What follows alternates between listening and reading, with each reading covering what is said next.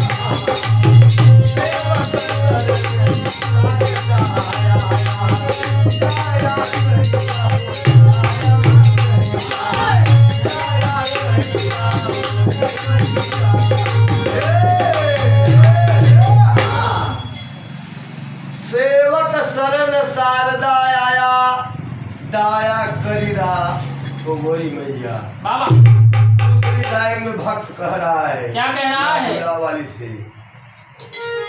कृपा करा है ब्रह्म महेश,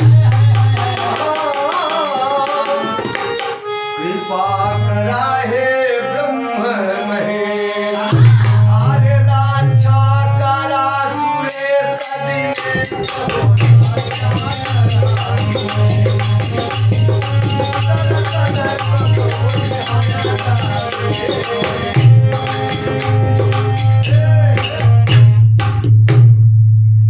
कृपा करा है ब्रह्म महेश और रक्षा करा सुरेश दिनेश। दर्शन कब हुई है रमेश। अरे तन के हो तन के, अरे तन के अंदर बांसी बजवला ऐसे सनाग के अनथा।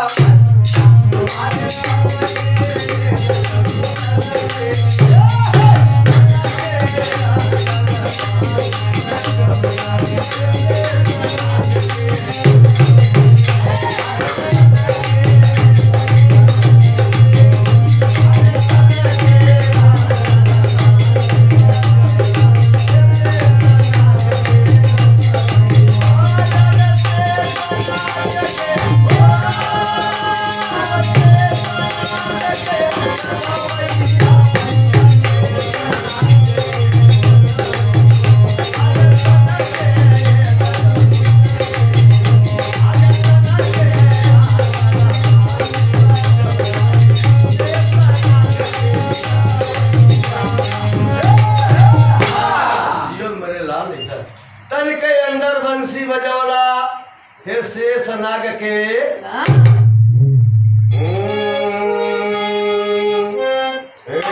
पवन सूत अंजन्य केला। पवन सूत अंजनी केला बुद्धि के सागर बाहु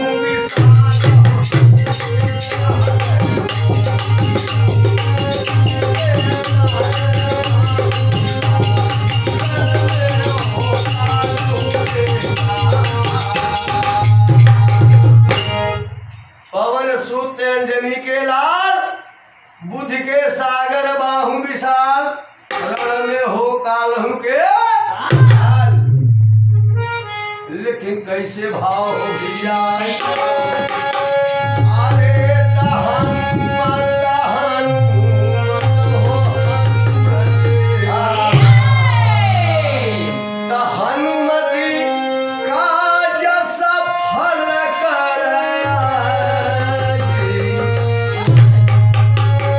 रघुवर काज के